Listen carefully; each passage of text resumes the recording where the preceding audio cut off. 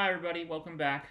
On this video, we'll be looking at the Quartal II-V-I-VI chord progression that you can find on your Jazz Piano Voicings PDF handout that I put in the Google Drive folder, which I will again share in the comment section below this video.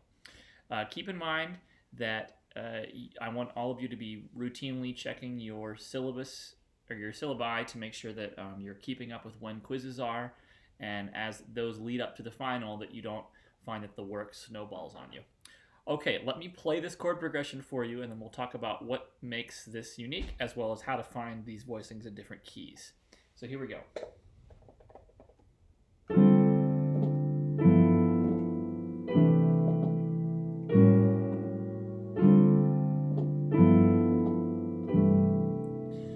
So, right off the bat, if you're even looking at it on the page, visually these voicings look different. They are not based on tertiary harmony, that is, harmony based on thirds, but instead, as the name implies, it's harmony based on the interval of fourths. And so the interval of a fourth plays a large role in why these voicings sound the way they do.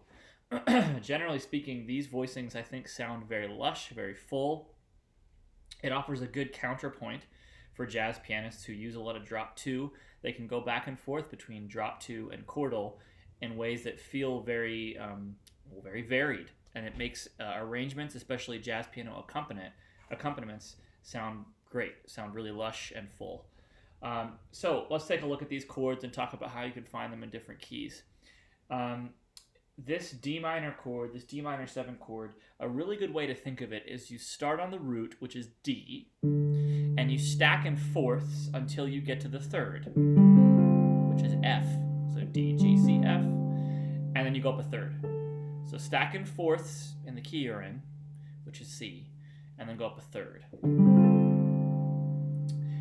So if we applied that to a different key, say we were doing this at 2-5-1 in the key of E flat major, the 2 chord would be F minor. You'd start on an F.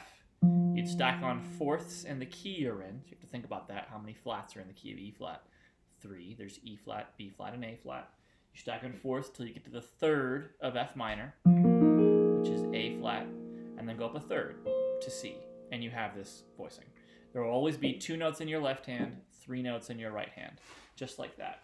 Now, for those of you who are astute, you'll know that this is our So What chord. So What is a very famous song done on Miles Davis' Kind of Blue. So if you took all of these notes on D minor 7, the chordal position one, and you moved them all up a step, all up white notes, I moved everything up 1 white note and back down. That's the modal version of playing Dorian sound. So in any case, we have our 2 chord, and you have your method for finding it in different keys. As you go to your 5, you'll see that the root steps down to a G, and then the 3 notes in the middle, the G, the C, and the F from the D minor 7, they all step down 1 degree, once again in the key you're in. So the G goes down to the F, C goes down to B, F goes down to A. And you're left with a really great G7 voicing. Another way to think of this chord is to think of it as a chord where you start on the 7th, which is F. You have your root, and the chord portion starts on your 7th, and then you stack in fourths above that in the key you're in. So F up a 4th in C, you can't play B flat. You have to go to B, you go up another 4th to E, go up another 4th to A, and there you are. 2 different ways to think about the same chord and the same voicing. So now we have. Now already, if you're playing this along with me, or if you're listening to this video, you can probably sense that there's some really great voice leading happening here, where the notes are slowly moving towards their eventual goal, their eventual cadence point, but that's not how they usually act in, for instance, the other types of voicings we've played this semester, our closed position, inverted closed position, drop 2, or even our minor 2-5. The way that the notes move in tertiary harmony is a little different. So anyways, we have our dominant chord, and then we go to C major 7. Once again, the notes are resolving in really interesting ways. The F of G7 goes down to the C of C major. The B of G7 goes down to the A of C major. The E of G7 goes down to the 9th, the D of C major 7. And then the A it splits, it goes to G and B of the C major 7. Now, that's one way to look at this. Certain people think in those individual degrees, and they see the voice leading of all the notes, and they use their ear to tell them. Another way to tell with this is to say, okay, our C major chord, if you'll look on the page, you can see this is the only chord where there are 6 notes that are played. There are 6 notes in this chord. The other ones only have 5. So a trick to help you figure this out, about how to find this, is that any major chord, you start on the root, you go to the 3rd, which is E in this case, and you build a minor quartal voicing from the 3rd. So what is E minor quartal? Well, now we have to remember our minor method, and if you get that down, it's very simple. Remember, you stack in fourths till you get to the 3rd. The 3rd of E minor is G, and then you go up another 3rd to B, and you put the C on the bottom, and there you are. Now, I know I'm speaking very quickly, so feel free to pause or rewind or look at this again or find your own method. But so far, what we have is a very well voice-led 2-5-1 progression.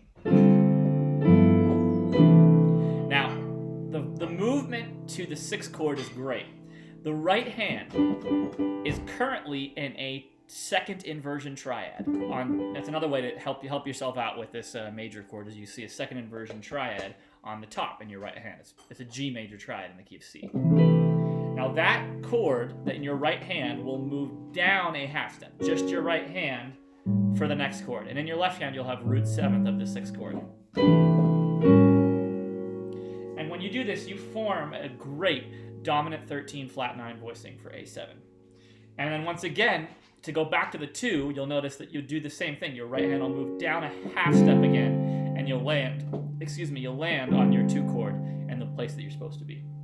So we have our full 2-5-1-6 progression now, and methods for finding these.